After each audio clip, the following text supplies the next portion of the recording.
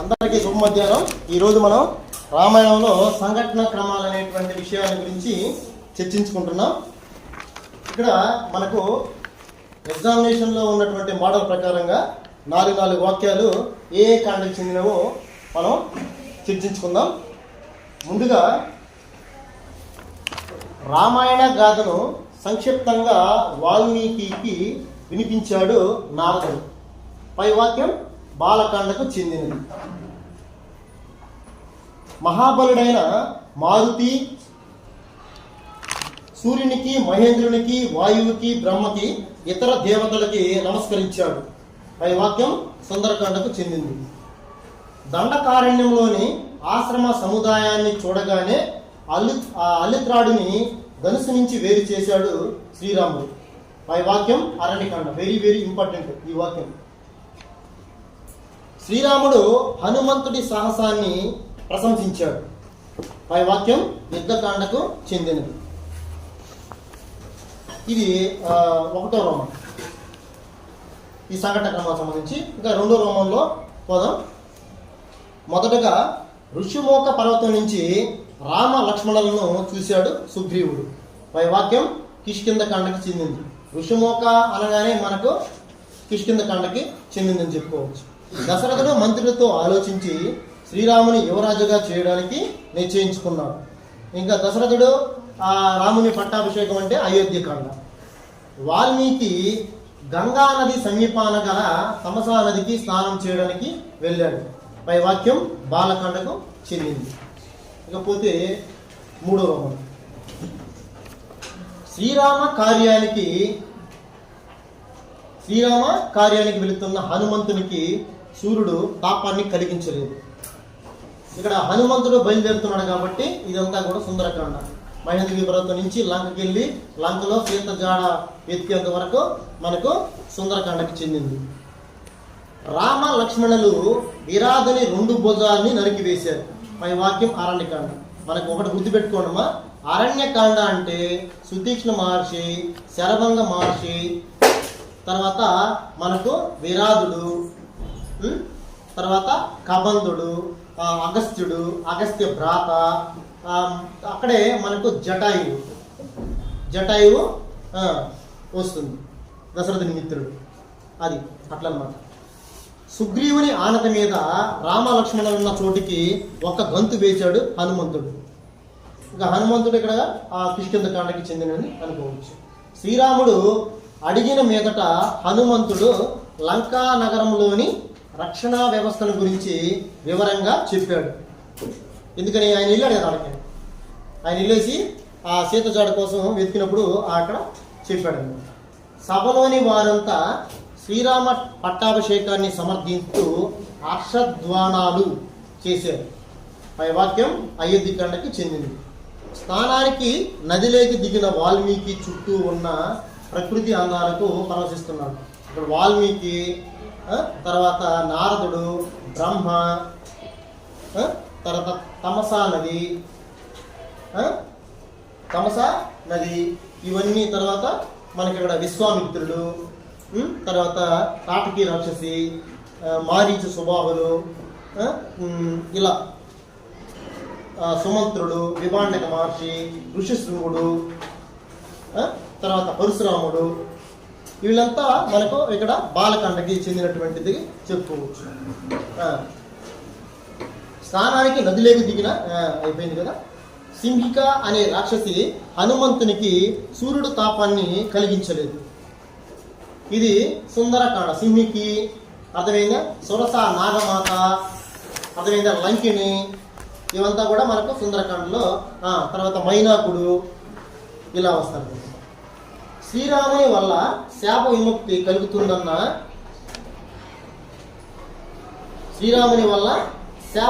కలుగుతుందన్న కుబేరుని మాటలను జ్ఞాపకం చేసుకున్నాడు విరాధుడు. కుబేరుడు అక్కడ. ఈ పై వాక్యం పడక్కడ మనకు విరాధుడు అంటే అరణ్యకాండాన్ని ఇంతకుముందు చెప్పుకున్నాం కదా. తర్వాత హనుమంతుని మాట తీరు శ్రీరాముని ఆకట్టుకుంది. కిష్కింధకాండ. లంకలో రావణుడు మంత్రులతో సమావేశమయ్యారు. పై వాక్యం యుద్ధకాండకు చెందింది. ఓకే. శ్రీరామ పట్టాభిషేక మహోత్సవం కోసం అయోధ్య తనను తాను అలంకరించుకుంది. అయోధ్యకాండ. తర్వాత ఒక వేటగాడు క్రూర బాణంతో చెట్టు మీద ఉన్న క్రౌంచ పక్షుల జంటలో మగ పక్షిని నేల కూల్చాడు. ఇది బాలకాండే. ఇక్కడ మనకు మానిషాద ప్రతిష్టాంత్వ క్రౌంచ మిథునాదేకం అవధీహి కామమోహితం అనేటువంటి శ్లోకం కూడా వస్తుంది. తర్వాత శరభంగ మహర్షి సీతారామ లక్ష్మణులను చూస్తుండగానే తన దేహాన్ని విడిచి అగ్ని తేజస్సుతో బ్రహ్మలోకం చేరాడు. మనం గుర్తుపెట్టుకోవాలమ్మా, సీత గగ్గోలు పెడుతుంది. ఇప్పుడమ్మా వీరాదుడైన రాక్షసుడు ఉన్నప్పుడు అక్కడ దాకా ఉంటుంది సీతాదేవి. కబంధుడు దగ్గర ఉండదు.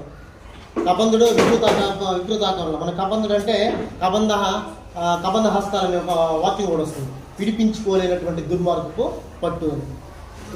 తర్వాత హనుమంతుడి అభిప్రాయాలకు సమ్మతి తెలుపుతూ తమ వృత్తాంతాన్ని వివరించాడు లక్ష్మణుడు. ఇది కిష్కింద కాండ. అంటే ఎవరు మీరని అడిగితే చెప్తాడు కదా. తర్వాత శత్రువుల శక్తి సామర్థ్యాలను తెలుసుకోకుండా వారిని చులకనగా భావించకూడదని విభీషణుడు రావణునితో అంటాడు. ఇది యుద్ధకాండకు సంబంధించింది. యుద్ధకాండలో మనకు అంగదుడు పోతాడమ్మా రాయబారిగా, తెలుసు కదా. అంగదుడు రాయబారిగా పోతాడు. మనకు అనఫిషియల్గా రాయబారిగా పోయిన వ్యక్తి ఎవరు? హనుమంతుడు. నగరమంతా ఆనంద శోభ తాండవిస్తుండడం చూసి మందర కళ్ళల్లో నిప్పులు పోసుకుంది. అయోధ్యకాండకు చెందింది. వాల్మీకి నోటు వెంట అప్రయత్నంగా మానిషాద ప్రతిష్టాంత్వ మగమహ శాశ్వతి సమాహ ఎత్త క్రౌంచ మిథునాదేకం అవధీహి కామమోహితం అనేది మనకు శ్లోకం అవుతుంది కదా. ఇది బాలకాండకు చెందింది.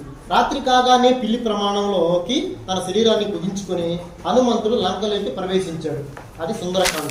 అప్పుడు వెంటనే ఎవరు వస్తారా? లంకిని వస్తుంది. సరే, సుతీక్ష్ణ మహర్షి తన తపశక్తినంతా శ్రీరామునికి దారాదత్తం చేశాడు. పై వాక్యం అరణ్యకాండకు చెందింది. సన్యాస రూపం వదిలి రామ లక్ష్మణులను భుజాలపై ఎక్కించుకొని ఋష్యమోక పర్వతానికి చేరుకున్నాడు హనుమంతుడు. పై వాక్యం కిష్కింధకాండకు చెందింది. అక్కడికి పోయినప్పుడు ఆయన ఉంటాడు, ఆ సుగ్రీవుడు అన్నాడు మలయ కోటం అని పర్వతం మీదకి వెళ్ళిపోతాడు. మలయగిరి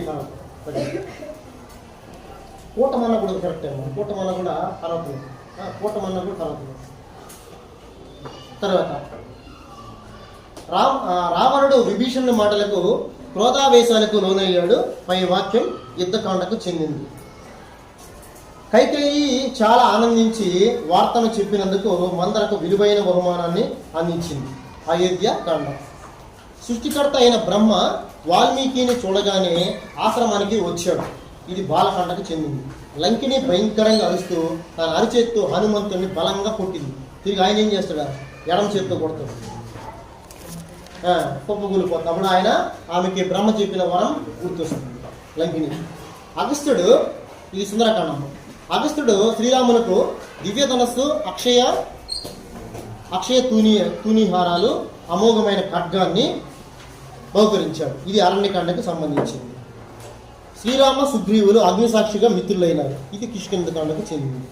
విభీషణుడు 2 గడియలో రామ లక్ష్మణులున్న చోటికి 4 అనుచరులతో చేరాడు. ఇది యుద్ధకాండ. ఆయన ఆకాశ మార్గంలో పోయి అభయం ఆడతాడు కదా రాముడిని. భరతునికి రాజ్యాధికారం దక్కేటట్లు రాముడు అడవులు పాలయ్యేటట్లు చూడమని మందర కైకేయికి దుర్బోధ చేసింది. ఇది అయోధ్యకాండం. బ్రహ్మ ఆదేశానుసారం రామాయణ రచనకు శ్రీకారం చుట్టాడు వాల్మీకి మహర్షి. ఈ బాలకాండకు చెందింది. లంకలో ప్రవేశించిన తర్వాత మారుతి చిత్ర విచిత్రాలైన ఇండ్లను చూశాడు. ఇది సుందరకాండ. అక్కడ ఆయన తగలబెడతాడు మా ఇంట్లోనే. ఒక విభీషణుడి భవనం తప్ప లంకనంతా కూడా తగలబెడతాడు. ఇలా విభీషణుడి భవనము, తర్వాత అశోకవనంలో ఉన్న సీత మనకు మైండ్లోకి వచ్చి ఆ విషయాలు వచ్చినప్పుడంతా తన తండ్రికి ఆత్మీయుడైన జటాయువులకు సీత రక్షణ బాధ్యతను అప్పగించాడు శ్రీరాముడు జటాయువుకు.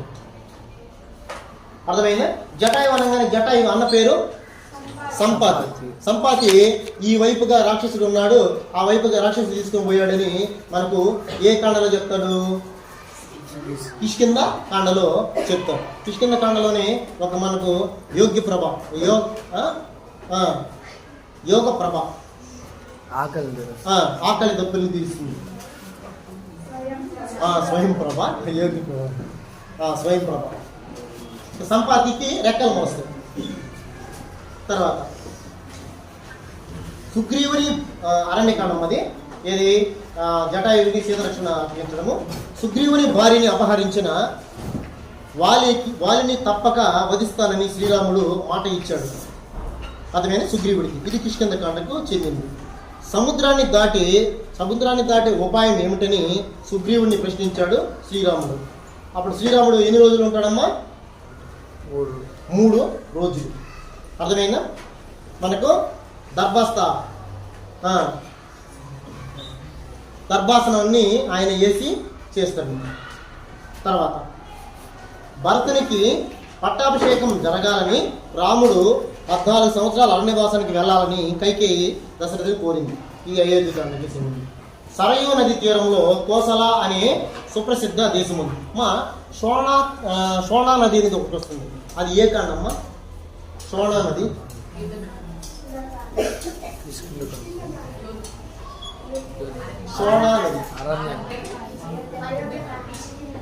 షోణా నది వస్తుంది, టెక్స్ట్ బుక్ లో ఉంది. ఎక్కడ సీత జాడ తెలియకపోయేసరికి సీత మరణించిందేమోనని సందేహించాడు హనుమంతుడు. ఈ వాక్యం సుందరకాండకు చెందింది. శ్రీరాముని ఆజ్ఞ ప్రకారం లక్ష్మణుడు శూర్పణఖ ముక్కు చెవులు కోసివేశాడు. అరణ్యకాండకు చెందింది. రాముడి శోకాన్ని పోగొట్టే ప్రయత్నం చేశాడు సుగ్రీవుడు. కిష్కింధకాండ.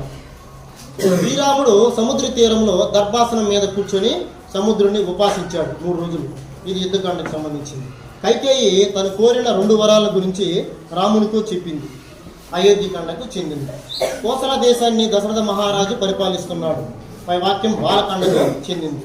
అప్పటి వరకు వెతకని అశోక వనంలోకి వెళ్ళాలనుకున్నాడు హనుమంతుడు. ఈ వాక్యం సుందరకాండకు చెందింది. కరదూషణాలు కోసల దేశాన్ని దశరథ మహారాజు పరిపాలిస్తున్నాడు. పై వాక్యం బాలకాండకు చెందింది. అప్పటి వరకు ఎతకని అశోక వనంలోకి వెళ్ళాలనుకున్నాడు హనుమంతుడు. ఈ వాక్యం సుందరకాండకు చెందింది. కరదూషణలు 14,000 మంది రాక్షసులతో రాముడి మీదకు దండెత్తారు. అరణ్యకాండకు చెందింది. సీతాదేవిని తీసుకురావడంలో తాను తగిన ప్రయత్నం చేస్తానన్నాడు సుగ్రీవుడు. పై వాక్యం కిష్కింధకాండకు చెందింది. నేల మీద పడి ఉన్న రామ లక్ష్మణులను సీత చూసింది. యుద్ధకాండకు. ఈ పని చేసింది ఎవరా? ఇంద్రజిత్తు. తన పినతల్లి ఆదేశాన్ని తన తండ్రి ఆదేశంగా భావించి రాముడు దండకారణ్యానికి బయలుదేరడానికి సిద్ధపడ్డాడు. పై వాక్యం అయోధ్యకాండకు చెందింది. దశరథ మహారాజు సంతాన ప్రాప్తి కోసం అశ్వమేధ యాగం చేయాలన్న ఆలోచన కలిగింది. పై వాక్యం బాలకాండకు చెందింది. సీతాదేవిని చూడగానే హనుమంతుని కన్నుల నుండి ఆనంద అశ్రువులు రాలాయి. సుందరకాండకు చెందింది. సీతను అపహరిస్తే శ్రీరాముడు తట్టుకోలేక జీవితాన్ని చాలిస్తాడని అకంపనుడు రావణుడికి ఉపాయాన్ని చెప్పాడు. ఆ వాక్యం అరణ్యకాండకు చెందింది. వాలితో వైరం వచ్చిన గత కథను శ్రీరాముడు చెవిన వేశాడు సుగ్రీవుడు. పై వాక్యం కిష్కింధకాండకు చెందింది. శ్రీరాముడు యుద్ధ నీతిని అనుసరించి సైన్యాన్ని వివిధ విభాగాలుగా విభజించాడు. ఇది యుద్ధకాండకు చెందింది. ఇక్కడ రావణుని సైన్యంలో అర్థమైనా వాళ్ళు 2 వస్తారు రాముడి సైన్యంలోకి. అంటే ఇక్కడ 2 వచ్చి ఈ యొక్క వాళ్ళతో కలిసిపోతారు. ఆయన డంబాల పలుకుతాడు. ఆయన పేరు జంబుమాలి.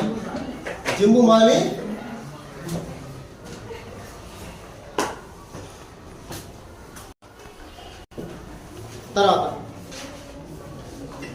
శ్రీరాముని మాటలు విన్న దశరథుడు శోకభారంతో కోల్పోయాడు. పై వాక్యం అయోధ్యకాండకు చెందింది. దశరథుని అభ్యర్థిని మన్నించిన ఋషిశృంగుడు పుత్రకామేశ్వరి యాగాన్ని ప్రారంభించాడు. బాలకాండకి సీత దగ్గరికి వచ్చి రావణుడు నయానో భయానో సీత మనసు మార్చే ప్రయత్నం చేశాడు. సుందరకాండకు చెందింది. మారీచుడు సూచనతో రావణుడి ఆవేశం తిరుగుముఖం పట్టింది. పై వాక్యం అరణ్యకాండకు చెందింది. ఒకనాటి అర్ధరాత్రి మాయావి కిష్కిందకు వచ్చి వారిని యుద్ధానికి ఆహ్వానించాడు. పై వాక్యం కిష్కిందకాండకు చెందింది. ఇక్కడ మనకు దుందుబి రాక్షసుడు, మాతంగముని ఇవన్నీ వస్తే మనకు కిష్కిందకాండ. శ్రీరామచంద్రుడు వానర సైన్యంతో సువేల పర్వతానికి చేరుకున్నారు. యుద్ధకాండ. సువేల పర్వతం నుంచేనమ్మా సుగ్రీవుడు పోయి రావణుడితో తలపెట్టి ఆయన గతం తీసి నేలకేసి కొడతాడు. తర్వాత పుత్ర వ్యామోహంతో కౌసల్య శ్రీరాముని వెంట వనవాసానికి సిద్ధపడింది. పై వాక్యం అయోధ్యకాండకు చెందింది. మానవుని చేతిలో రావణి మరణం ఉందని బ్రహ్మ దేవతలతో అన్నాడు. పై వాక్యం బాలకాండకు చెందింది. అంతవరకు నిద్రించిన క్రిచట అప్పుడే మేల్కొని రాక్షస స్త్రీలను అదిలించింది. సుందరకాండకు చెందింది. శూర్పణఖ మాటలు విని రావణుడు చివరకు సీతను అపహరించడానికే నిశ్చయించుకున్నాడు. పై వాక్యం అరణ్యకాండ. మాయావి చేతిలో వాలి చనిపోయాడు అనుకుని బండతో బిలద్వారాన్ని మూసివేశాడు సుగ్రీవుడు. పై వాక్యం కిష్కిందకాండకు చెందింది. రావణుడి దగ్గరికి అంగదుని రాయబారిగా పంపాడు శ్రీరాముడు. ఇది యుద్ధకాండకు చెందింది. కైకేయి స్వయంగా తెచ్చి ఇచ్చిన నార చీరలను సీతారామ లక్ష్మణులు ధరించారు. అది అయోధ్యకాండకు చెందింది. రావణుని సంహరించడానికి మానవుడిగా అవతరించమని మహావిష్ణువును దేవతలు అభ్యర్థించారు. బాలకాండకు చెందింది. అంతవరకు నిద్రించిన త్రిజట అప్పుడే మేల్కొని రాక్షస స్త్రీలను అదలించింది. ఇది సుందరకాండ. నేను చెప్పినట్లు చేయకుంటే నా చేతిలో నీకు చావు తప్పదని మారీచుని హెచ్చరించాడు రావణుడు. అప్పుడు ఆయన ఏమంటాడు, రావణునికి మారీచుడికి ముందు నొయ్యి వెనక గొయ్యి పరిస్థితి ఏర్పడుతుంది. అరణ్యకాండకు చెందింది. మంత్రులు సుగ్రీవుని బలవంతంగా కిష్కిందకు రాజుని చేశారు. కిష్కిందకాండ. అంగదుని చేతిలో రావణ కుమారుడు ఇంద్రజిత్తు ఓడిపోయారు. అది యుద్ధకాండ. మంగళవాద్య ఘోషతో మారుమోగవలసిన అయోధ్య ఆర్తనాదాలతో నిండిపోయింది. అది అయోధ్యకాండ. దశరథుడు పుత్రకామేష్టి చేసినప్పుడు యజ్ఞకుండం నుంచి గొప్ప తేజస్సుతో కూడిన దివ్య పురుషుడు ఆవిర్భవించాడు. బాలకాండకు చెందింది. సీతాదేవికి వినపడేటట్లు హనుమంతుడు రామకథను వర్ణించాడు. ఇది సుందరకాండ. రావణుని చేతిలో చావడం కన్నా శ్రీరాముని చేతిలో చావడమే నయమని తేల్చి చెప్పాడు మారీచుడు. తేల్చుకున్నాడు. అది అరణ్యకాండకు చెందినది. వాలి సుగ్రీవుని రాజ్యభ్రష్టుని చేయడమే కాకుండా అతని భార్య పేరు ఏం పేరమ్మా?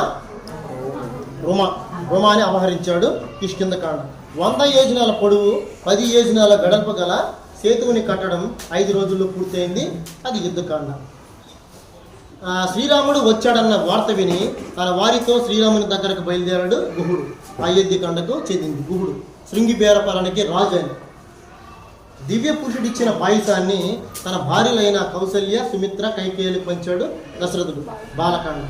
సీత చెట్టు మీద ఉన్న హనుమంతుడిని చూసి ఆశ్చర్యానికి లోనైంది. ఇది సుందరకాండ. మారీచుడు బంగారు లేడిగా మారి శ్రీరాముని ఆశ్రమ ప్రాంతంలో తిరుగుతున్నాడు. అరణ్యకాండ. సుగ్రీవుడు ప్రాణభయంతో ఋషిముఖ పర్వతాన్ని చేరుకున్నాడు. ఇది కిష్కిందకాండ. రావణుడు ప్రయోగించిన శక్తి అనే ఆయుధం లక్ష్మణి ఎదలో నాటుకుంది. పై వాక్యం యుద్ధకాండకు చెందింది. భరద్వాజ మహర్షి సూచన మేరకు యమునా నది దాటి చిత్రకూటం చేరుకున్నారు సీతారామ లక్ష్మణులు. పై వాక్యం అయోధ్యకాండకి చెందింది. అర్థమైందా? మనకు అయోధ్యకాండలోనే ఉండాలి. సోనా నది చూసారా?